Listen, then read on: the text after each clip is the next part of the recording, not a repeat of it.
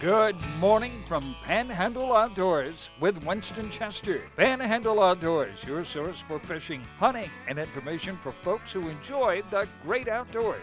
Now sit back, relax. It's Panhandle Outdoors. Good morning, folks. Welcome to Panhandle Outdoors. I'm Winston Chester. Glad you're here this Wednesday morning. Got a great show lineup. Got a special guest here in the studio. Got all kind of information we're going to share with you. But first, our weather. Brought to us by Haney Technical Center at the corner of Baldwin and Highway 77. A high day of 84 and a low, they're calling for a low of 69.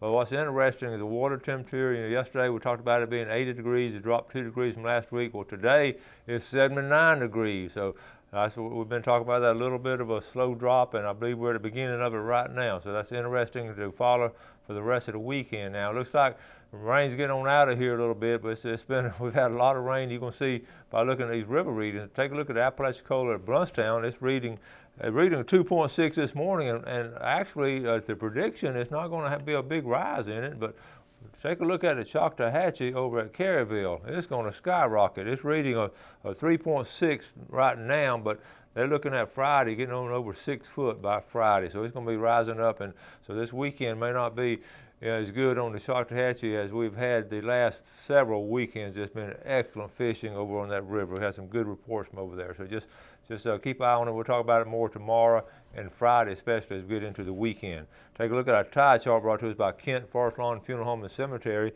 We have a low tide this morning at 8:40 and a high tide at 11:55. And we've got a pretty decent tide, got a 1.4 foot range and a little bit of movement there. Our wind direction will be west-northwest at about 10 miles an hour. And we're looking at, like I say, about a 40% chance of rain today is what they're calling for. But looking for the weekend now, the weather's going to be clearing on up for the weekend, so go ahead and start planning the outdoor activities. All right, let's go ahead and take our break. We'll be right back with our special guest.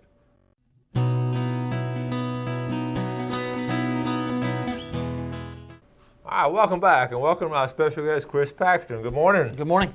Good to see you. Glad to have you back. Chris has been on the show a couple of times before, a freshwater fishing biologist for the FWC, and you cover from, what, Tallahassee to basically the Osceola River to Alabama. Yeah, wow. All 16 counties of Panhandle. That's a big area. Jefferson County, all the way to Escambia. Yes, it is. So freshwater specialist, and we've been. I appreciate you coming up and getting up this early, and we're just glad to have you. We've got so much information to talk about on freshwater, and of course the big thing, we're getting a change in bass fishing. So let's start with bass fishing. So let's go there. Okay, we can start talk about the proposed regulation. And just a little background, in 2011, the FWC commissioners approved and passed the Black Bass Management Plan, which is our Division of Freshwater Fisheries Management's long-range management plan for the bass fishery in the state. And one of the things, as we collected information from the public on that, the feedback, and we did surveys, thousands of people responded, thousands of anglers. And one of the continuing themes that we got was, can you please do something about your regulations? They're confusing. Can you do something? Is there something? And that was one of the things that stood out to work on first. So this is something that's been in progress since 2011. So of course that's what I came to talk to you about today. And what we want to do is, of course, the desired future condition to this is you want to use the least restrictive regulation possible. And that will help. What we hope to do is that proactively protects trophy bass, while still maintaining a quality statewide fishery. And but it also creates more diverse angling opportunities for anglers around the state. Okay. All right, so they've been proposed and all, and research-based proposals, obviously. Oh, correct, absolutely. We've years of, since that time, and this is something the Division of Freshwater Fisheries Research and Management works together on. Okay. And again, it's proposed in this past June at the commission meeting in Sarasota. Our draft proposal was passed. Now that still has to be finalized, and that still has to go before the commissioners to do that. And if the rule is passed and finalized, it would go into effect July 1st, 2016. Okay. So we've had calls to the office and up to the regional office here in Panama City and had several people ask, I heard the rules have changed. The rules haven't changed. It's just been proposed and the draft has passed. We want to get that clarified and all. You're talking about next July. So so what are some of the changes we're looking at? Okay. Well, this would be this is one of the proposals. Oh, we'll just put it up here. Slip that over. Proposed black bass. This is what's proposed currently right now. All species, of course, of black bass across the state, they'd still have the same 5 fish aggregate bag limit. And of course, that's for Florida largemouth, Swanee bass, shoal bass, Choctaw bass, northern spotted bass, and of course, north and west of the Swanee, our northern intergrade, if you will, largemouth. Okay. So that's still the 5 fish daily bag. For largemouth bass around the state, it would be the 5 fish bag with only one of those fish over 16 inches. Okay?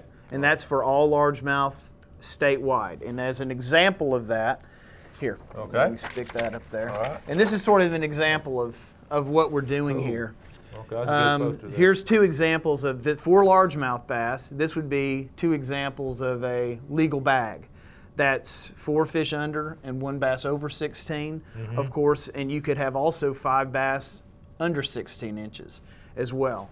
One of the things that we've seen over time in populations is that, and I get this constantly from anglers, is that they're happy with the abundance. There's a lot of fish, they catch a lot of fish, but they always say that, but they're all about 13 or 14 inches. All that's out. But effectively, over time, over a 30 to 40 year period, with the advent of catch and release fishing for bass, tournament industries, multi-billion-dollar worldwide industry, and you've basically removed harvest as a management tool for fisheries, because regardless, if you're throwing everything back, everything you catch, 12 inches, 18, that number's irrelevant. If you put everything back.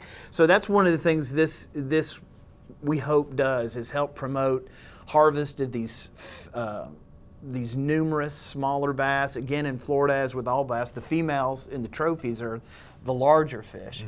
So this, we hope, can help protect some of those fast-growing females and encourage, or at least create the opportunity for other anglers to have a more diverse, opportunity to harvest some of these abundant smaller fish. Let's go back to the other one. Okay. Now, in our region, specifically in the north central and northwest regions, for Swanee bass, shoal bass, the Choctaw bass, and spotted bass, their 12-inch minimum size will remain the same as it is now. But again, they're a 5 fish bag limit, and that's only one of those can be over 16 inches. But effectively, in the majority of those fish, are under 16 inches anyway. So you'd be opening their entire population to harvest. So we don't want to do that. Yeah. Right. So for those species, their 12-inch minimum size will remain the same. And bass anglers, talk to a lot of bass anglers at some of our larger tournaments at White City. That's a very large tournament, and that was one thing they were pretty adamant about. They wanted some of that minimum size protection for those species of fish. Okay. So, and also the last thing is sort of something we're really excited about is that in the draft that passed is a conservation zone for shoal bass. I don't know if you saw it in the news, or last week we again set a new state record. The state record for shoal bass was broken again and reset. And so we're establishing a conservation zone, or catch and release zone, in the Chipola River, which is the only place shoal bass occur in Florida, between the Peacock boat ramp, Peacock Landing, and Johnny Boy. Now, you can still go upstream from there, downstream from there, within their range, and harvest shoal bass if you like. That's not taken off the table. And while you're in the zone, you can also still harvest largemouth bass. It's just for that zone, that's where abundance of their critical spawning habitat occurs. Yes. So that's something we're really excited about that. And that's, besides catching, there's still places that are going to remain the same in the peninsula, like catch and release for largemouth at Stick Marsh and Farm 13. So those things won't change. But this is something that's, outside of that, we really don't have a precedent for a freshwater sport fish that's besides that. So we're excited about that. That's interesting. Let's take a quick break. We'll be right back with Chris.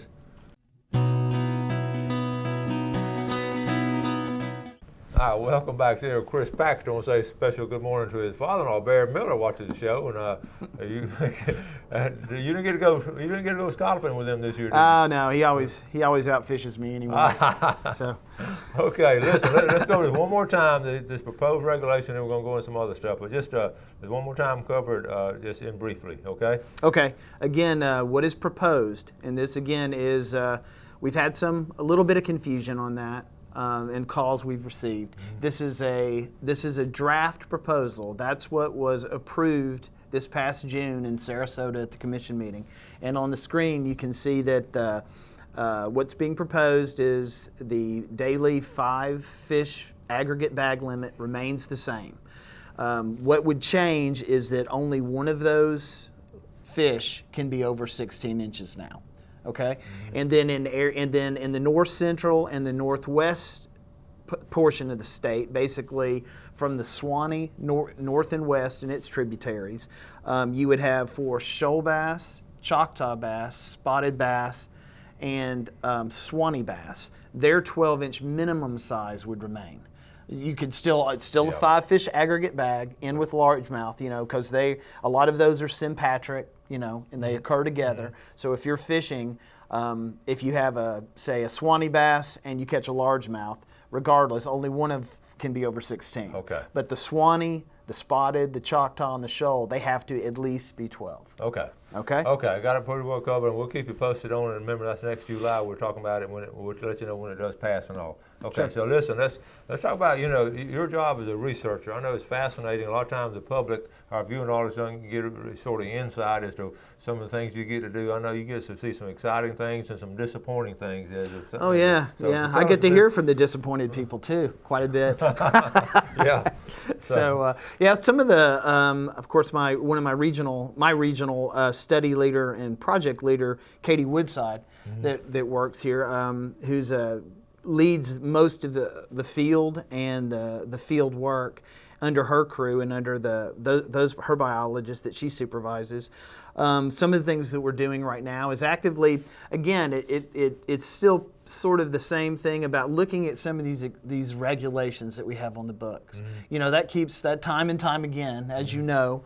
And that's one of the reoccurring themes that management and research look at together. And for example, we've been doing a lot of life history and age and growth work on, the shell cracker, the red ear sunfish rule on Merritt's Mill Pond. We've looked at, looking at that. There was again, we have rules that were put in place in the 90s, regulations that were for a specific purpose, whether that was to protect a certain year class, whether that was to protect, say, a mass stocking they had where they were trying to rebuild something. And then over time, those rules tend to just sort of blend in with the culture, and but they're never gone. Nobody goes back and evaluates, did that do what it was supposed to do? And it just kind of stays on the books. Yeah. And that's some of the stuff a lot of the stuff we're doing it now, because the idea is that you want to try to make things, again, as with the largemouth rule, you want to make things as little as or least restrictive as possible. Okay. And Merritt's Mill Pond, is it a healthy fishery now? It is a healthy fishery. I mean, of course, the actual dynamics of the habitat have changed since the 90s, as with most impoundments. With the dry years we had, that took a toll. And actually, tomorrow night in Jackson County, we're having a public meeting, and we're going to talk. We have the Jackson County Board of County Commissioners, their approval and go ahead. And so we're going to meet with the public, the homeowners, and talk about discussing a drawdown again for this winter, which is one of the most, without muck removal and removing material, which is extremely expensive. Yeah. It's just drawing the lake down, as we do on Deer Point. And I was going to mention that next. That's been successful at Deer Point Lake.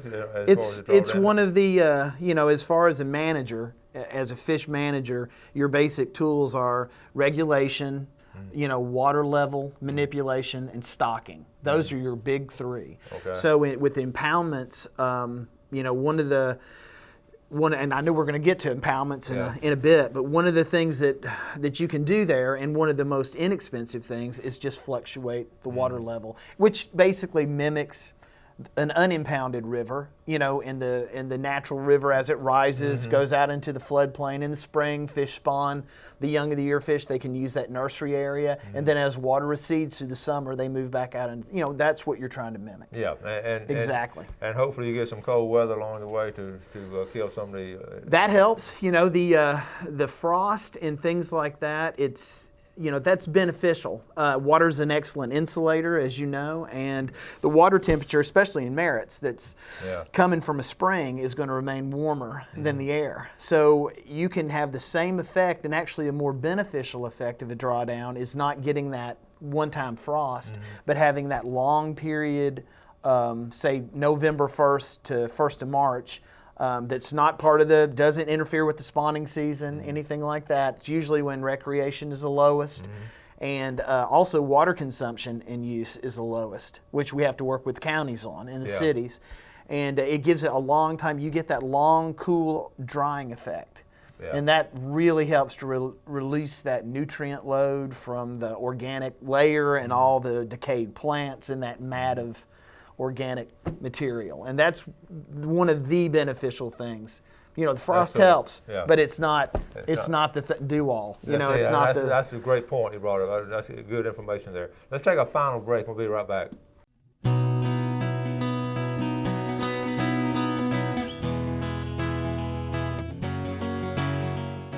All right, welcome back to the final segment of Panhandle Outdoors. We're glad you're watching here with Chris Paxton, FWC. Freshwater fish biologist, from the Osceola River to the Alabama state line, a big area. Yes. A lot of water, a lot of fresh water. Real quick, let's look at a fishing game time brought to us by Mark Coward. Okay, Mark's with Accounts Realty. Our time this morning at 2:34 to 4:34. We just passed. This afternoon, 3:03 to 5:03. The weather's going to be clear enough, but good afternoon to get outdoors, 3:03 to 5:03. Chris, we want to cover two things. We're going to get to the Weewall Dam and all, but let's talk about real quick about our Sandhill Pond. Briefly, what's going on with them?